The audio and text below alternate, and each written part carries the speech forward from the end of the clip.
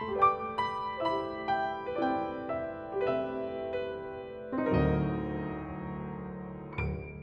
se rend compte qu'on n'a pas réussi à faire le fameux découplage. Alors, c'est quoi que cette bête-là? Le fameux découplage, en fait, c'est... Alors, il y avait une idée, il y a un principe, et Systext, en fait, l'association que je représente aujourd'hui, publiera un rapport en juin prochain où on ira dans le détail sur ces questions de découplage, mais je peux déjà vous en dresser quelques faits. En fait, ce qui est intéressant, en gros, c'est qu'on comptait sur le fait de dire on va consommer beaucoup de métaux. C'est très schématique, hein, ce que je vous présente, mais c'est vraiment pour qu'on ait un peu le principe, en fait. Et on va finir par bien développer un certain nombre d'états. Donc les états vont être développés, puis ils vont arriver à une forme de saturation matérielle, si vous voulez. Et ensuite, du coup, on va pouvoir revenir sur des taux décroissants de demande métallique, puisqu'en fait, on aura... on va dire combler en tous les cas les besoins nécessaires en infrastructure, en transport, en infrastructure d'énergie, etc., etc. Bon, en fait, ça marche pas du tout, cette histoire-là. Et on comptait sur un découplage, c'est-à-dire qu'on espérait... La croissance économique, elle dépend intrinsèquement des ressources, et en particulier des ressources métalliques. Et on espérait qu'avec le temps, un peu dans la lignée de ce que je viens de vous présenter, on espérait qu'on arriverait à faire de la croissance économique, donc des points de PIB, et d'avoir de moins en moins besoin de ressources et en particulier de matières premières minérales. Donc ça, c'était les grands vœux, les attentes de découplage, où on s'est dit on va y arriver, il faut y croire, on va arriver. Alors en fait, c'est qui on? L'humanité entière. Là, quand on dit on va y arriver, c'est tout le monde, quoi. C'est vraiment l'humanité entière. On va y arriver parce qu'on n'a pas le choix, en fait. Du coup, c'est très inquiétant. Si vous découplez pas, vous faites ce qu'on fait maintenant, c'est-à-dire une intensité matérielle croissante. Donc notamment, il y a une publication en ligne de l'UNEP, donc du Programme des Nations Unies pour l'environnement, de 2020, qui vous explique en fait en disant, malgré les efforts, en plus de mémoire, je crois que c'est vraiment écrit comme ça, malgré les efforts qu'on a fait pour essayer d'atteindre un découplage, en fait on observe l'inverse, c'est-à-dire qu'on a une intensité matérielle croissante. Donc plus le temps avance, plus pour créer un point de PIB, on a besoin de plus de ressources. C'est exactement l'inverse qu'on aurait souhaité, et par contre c'est extrêmement inquiétant. Parce que ça veut dire qu'on a déjà une croissance métallique, comme je le présentais précédemment, qui est exponentielle depuis les années 50, et on n'arrive pas à faire du découplage, ça c'est clair, net et précis, de toute façon on pouvait s'y attendre, voilà, il y a beaucoup de chercheurs qui le savaient, qu'il n'y aurait pas de découplage, mais en tous les cas, ce qui s'est passé, c'est que c'est pire ce qui est en train de se passer, c'est-à-dire qu'on a de plus en plus besoin de ressources pour la croissance économique, et c'est d'ailleurs pour ça que l'UNEP, la même publication que celle que je viens de vous mentionner, précise en disant, on constate que la production minière, la croissance de la production minière va plus vite que la croissance économique, en lien effectivement avec une intensité matérielle croissante.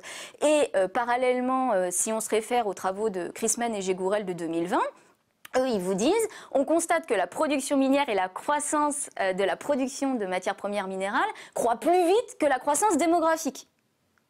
Donc ça veut dire qu'en fait on est arrivé, vous voyez, on est au maximum de ce qu'on est déjà en capacité de faire, parce qu'on est au maximum de ce qu'on peut faire en termes d'intensité matérielle. Sauf que ce que dit l'UNEP, c'est quoi? C'est que ça va s'intensifier. Plus le temps va avancer, plus pour créer un point de PIB, si vous voulez, schématiquement, donc pour créer de la croissance économique, on aura besoin de faire appel à une grande quantité de matières premières minérales. Et ça va être de pire en pire.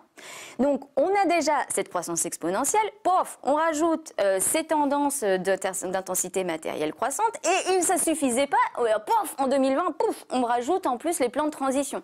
Alors là, on n'est plus sur de l'exponentiel, hein. Là c'est vertical, hein. Les croissances qu'il faut atteindre, là c'est plus exponentiel, parce qu'effectivement, comme vous le mentionnez à l'instant, on est sur des scénarios qui sont, alors, allez, on va dire extrêmement ambitieux.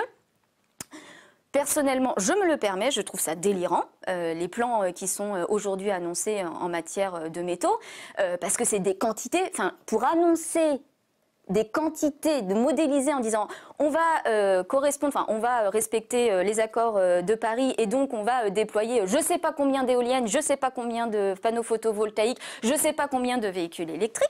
Il y a des réalités matérielles qui sont énormes et on était déjà dans un contexte contraint en fait. C'est ça qui est terrible. Il suffit pas juste de dire écoutez c'est pas grave, bon allez, transition oblige, voilà, il aurait déjà fallu agir en réduisant avant même de parler de plan de transition métallique qui eux présentent des scénarios qui sont complètement dantesques. Alors, Pour ces scénarios dantesques, j'en tiens pour preuve, donc comme je vous l'annonçais tout à l'heure, donc une étude très récente, donc c'est Grégoire et Van Aken de 2022, donc KU Leuven et Eurométaux, ce rapport donc qui en fait reprend, comme je vous le disais, les scénarios de l'Agence internationale de l'énergie et qui en fait les applique au territoire européen en regardant ce que ça peut donner en fonction aussi de ce que pourrait produire l'Europe, des besoins qu'elle a, voilà, quelque chose qui soit un peu plus spécifique au territoire européen, avec aussi une mise en parallèle avec la demande globale. Donc c'est vraiment un rapport très intéressant, très très fourni, très très documenté. Voilà, j'incite vraiment toutes les personnes à lire. Il est un peu long, un peu dur à lire, mais il est vraiment très intéressant. Et en l'occurrence, donc dans ce rapport, il est notamment donc fait mention de l'application de ces scénarios. Donc on nous annonce, c'est quand même fou. Enfin, les gens qui écrivent ces rapports, ils vont jamais dans des mines, c'est pas possible, c'est pas possible. Alors, ils nous annoncent, par exemple, donc ils nous expliquent que ils étudient donc 11 technologies liées aux énergies renouvelables. Alors ils incluent notamment le nucléaire. Bon. Pas bien ce qui est renouvelable dans le nucléaire, mais enfin bon, admettons. Donc on va prendre le nucléaire et ensuite donc vous en avez 11. Alors vous en avez 11. Donc vous avez le nucléaire, le photovoltaïque, les centrales solaires thermiques, donc on oublie un petit peu mais qui sont importantes dans le domaine des énergies renouvelables, l'éolien. La bioénergie, donc les trucs avec des plantes, quoi. Ensuite, vous avez la bioénergie. Ensuite, vous avez bien sûr, du coup, la géothermie, j'allais l'oublier, l'hydraulique, évidemment, les réseaux électriques, les systèmes de stockage stationnaire, les véhicules électriques et l'hydrogène. Donc, ils prennent ces 11 technologies, ils regardent, ils estiment, et c'est déjà super bien ce qu'ils ont fait, ils regardent la quantité de métaux pour 29 substances, alors hors fer et acier. Vous me faites peur. Ne vous inquiétez pas, ça va bien se passer. Non. Donc ils prennent ces 11 technologies, ils prennent les 29 substances, donc encore une fois hors fer et acier. Et ça c'est important parce que fer et acier c'est quand même, voilà, c'est l'assise du monde métallique, quoi. Vraiment, il n'y a pas d'acier, il n'y a rien du tout, quoi. Donc bref, donc, voilà, donc hors fer et acier, et donc ils prennent les 29 substances. Et ils vous disent, bon alors écoutez, par rapport, donc si on regarde par substance par exemple, ils vous disent c'est pas compliqué, donc compte tenu, donc ils se placent dans le fameux scénario développement durable. Hein. Donc pour rappel, le scénario développement durable, c'est atteindre des objectifs des accords de Paris, donc avec réduction des émissions nettes à l'horizon 2050, enfin 2060 pour la Chine et 2070 au plus tard pour les autres pays. Mais en gros, c'est à peu près ça le scénario.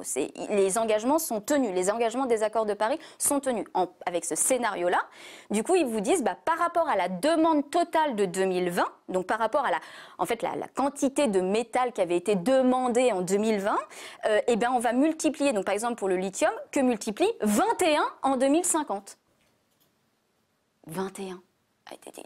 Diable. Comment diable voulez-vous qu'en 30 ans, on multiplie par 21 la production qui était déjà très élevée, compte tenu des éléments que je viens de vous fournir précédemment, on était déjà au taquet du lithium. Hein. Et donc, du coup, on vous dit, mais il faut multiplier par 21. Les Péruviens, ils sont déjà au taquet, là. Il faut multiplier par 21. Il faut multiplier par 4 le cobalt. De mémoire, il faut multiplier par 4 le dysprosium. Il faut multiplier par 2 le nickel. Alors, moi, c'est Assistex, donc l'association que je représente, on a bien sûr un certain nombre de contacts dans des entreprises. Excusez-moi, je te ris, mais j'en ai besoin parce que sinon je pleure. Et du coup, je ne vais pas pleurer devant vous, donc je vais rire à la place.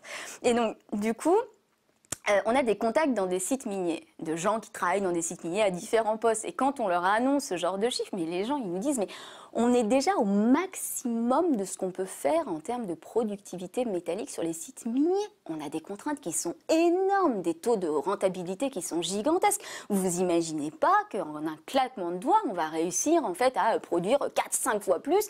Enfin, c'est extrêmement compliqué. Effectivement, ce qui est intéressant, donc ils vous disent, donc, encore une fois par rapport aux deux scénarios, hein, le scénario très optimiste et puis le scénario des politiques déclarées, le même rapport donc, de Grégoire et Van Aken vous explique que en fait, ça représenterait, en fait, donc, entre 2020 jusqu'à 2050, ça représenterait un doublement de la production métallique. Donc sur le scénario développement durable, donc le plus haut, ça représenterait un surplus pour la transition énergétique de 80 millions de tonnes. Et pour le scénario des politiques déclarées un peu plus bas, enfin un petit peu moins ambitieux, on va dire, ça représenterait de mémoire 45 millions de tonnes. Je ne sais plus si c'est 35 ou 45 millions de tonnes.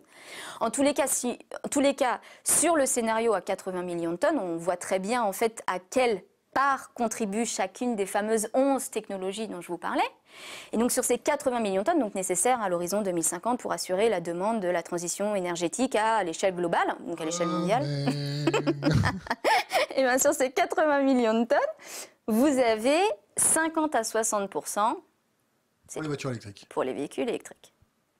D'ailleurs, on arrête les véhicules thermiques en 2035, a dit Madame van der Leyen. Oui, elle a dit ça, la dame. Mais la dame, elle a un chauffeur. 50 à 60% donc, de cette demande pour la transition énergétique à l'horizon 2050, soit 50 à 60%, c'est les véhicules électriques, uniquement les véhicules sur les 11. Ensuite, vous avez 35 à 45%, c'est les réseaux électriques et le photovoltaïque. Donc ça ne comprend pas les centrales thermiques solaires. Et vous allez me dire, bah là, vous en avez évoqué que 3, donc il m'en reste 8. Et bien les 8, c'est les 5% restants. Donc du coup, c'est en fait ce qui est hyper important d'avoir en tête pour moi là-dedans, c'est de dire, mais en fait, quand bien même on aurait une énergie à foison disponible, quand bien même il n'y aurait pas d'impact de la mine, effectivement, déjà, ces scénarios sont extrêmement ambitieux, ne serait-ce que sur la faisabilité technique de produire la quantité de matières premières minérales nécessaires à ces scénarios. Là où, en fait, on a une obligation morale d'alerter sur les conséquences de ces scénarios, c'est les implications sanitaires, environnementales, humaines, sociales, les bouleversements majeurs. Aujourd'hui, on le sait, Systex l'a démontré dans un rapport en novembre 2021, en long, en large et en travers, qu'actuellement, il y avait des impacts majeurs, on n'était pas du tout en maîtrise. On n'est pas en maîtrise de la plupart des impacts sur les très très gros sites d'exploitation. Et là, en fait, ce qu'on envisage, c'est de faire 20 fois plus, même 3 fois plus. Mais on n'arrive déjà pas à maîtriser actuellement. Et vous faites ça fois 3. Donc c'est normal que ça pose problème. J'ouvre une parenthèse. Ouvrez la parenthèse.